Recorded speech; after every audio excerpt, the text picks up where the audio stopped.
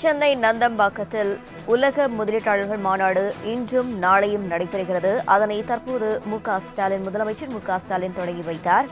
இதுகுறித்த முழு விவரங்களை செய்தியாளர் நந்தினி வழங்க கேட்கலாம். வணக்கம் நந்தினி, இந்த உலக முதலீட்டாளர்கள் மாநாட்டில் யார் யாரெல்லாம் பங்கேற்றிருக்கிறார்கள்? சுமார் எத்தனை நாடுகளைச் சேர்ந்த நிறுவனங்கள் பங்கேற்றுள்ளன? விவரங்கள். உலக முதலீட்டாளர் மாநாட்டை தமிழ்நாடு முதலமைச்சர் தற்போது தொடங்கி வைத்திருக்கிறார். இந்த உலக முதலீட்டாளர் மாநாட்டை பொறுத்தவரையில் பார்த்தோம் என்றால் $1 டிரில்லியன் பொருளாதார இலக்கின் முக்கிய அங்கமாக உலக முதலீட்டாளர் மாநாடு என்பது தற்போது தொடங்கி வைக்கப்பட்டிருக்கிறது. 5.50 லட்சம் கோடி அளவிற்கான முதலீடுகள் கிடைக்கும் என எதிர்பார்க்கப்படுகிறது.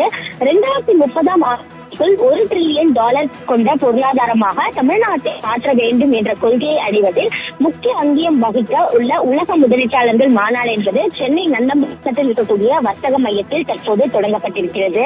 இந்த மாநாட்டில் 5.5 முதலீடுகள் கிடைக்கும் என எதிர்பார்க்கப்படுகிறது. அந்த வகையில்தான் 2030ஆம் ஆண்டிற்குள் $1 டிரில்லியன் கொண்ட பொருளாதாரமாக தமிழ்நாட்டை மாற்ற வேண்டும் என தமிழ்நாடு அரசின் தரப்பில் பல்வேறு நடவடிக்கைகள் எடுக்கப்பட்டு வருகிறது.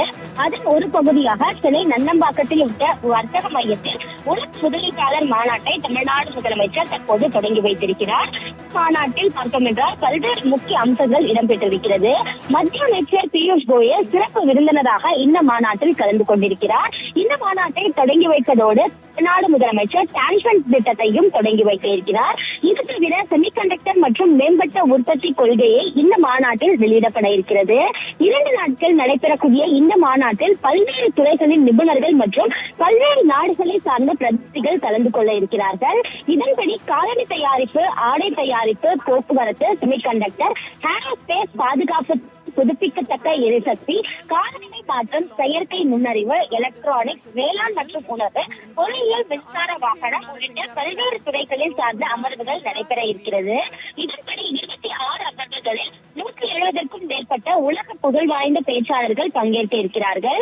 மத்திய ரிசர்வ் வங்கியின் முன்னாள் ஆளுநர் ரகுராம் ராஜன், மத்திய அரசின் முன்னாள் தலைமை பொருளாதார ஆலோசகர் அரவிந்த் சுப்பிரமணியன், இந்திய வான்வெளி ஆராய்ச்சி நிறுவனத்தின் தலைவர் சோம்நாத் உட்பட தேசிய மற்றும் உலகளாவிய முன்னணி நிறுவனங்களின் தலைவர்கள், தலைமை நிர்வாகிகள் மற்றும் பலர் சிறப்புரையாற்ற இருக்கிறார்கள். 50க்கும் மேற்பட்ட நாடுகளிலிருந்து வர்த்தக மற்றும் தொழில் நிறுவனங்களில் தலைவர்கள் மற்றும் பிரதிநிதிகள் இந்த மாநாட்டில் கலந்து கொண்டிருக்கிறார்கள்.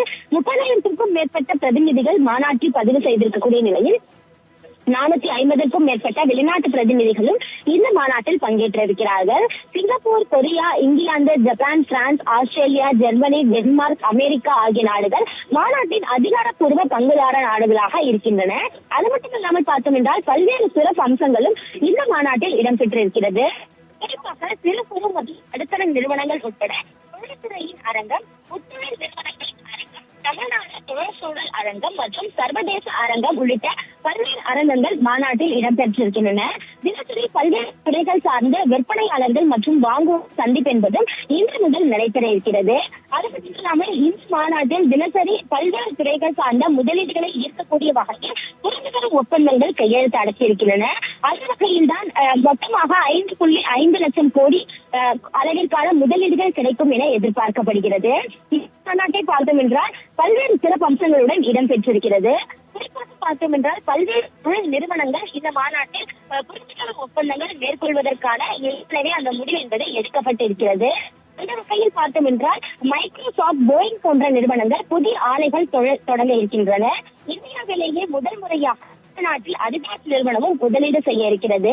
டாடா எலக்ட்ரானிக்ஸ் நிறுவனம் ஒசூரிலும், டாடா பவர் நெல்லை மற்றும் தூத்துக்குடி மாவட்டங்களிலும், செர்னியாட்டிஸ் வட தமிழ்நாட்டிலும், மகேந்திரா ஹாலிடேஸ் தமிழ்நாடு முழுவதிலும், அதேபோன்ற காலனி தொழிற்சாலைகளை பொறுத்தவரையில் கள்ளக்குறிச்சி, ராணிப்பேட்டை மற்றும் பெரம்பலூர் மாவட்டங்களில் தொடங்கி இருக்கிறது.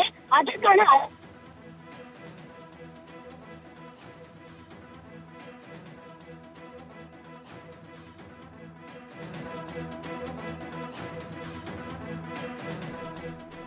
விவரங்களுக்கு நன்றி நந்தினி.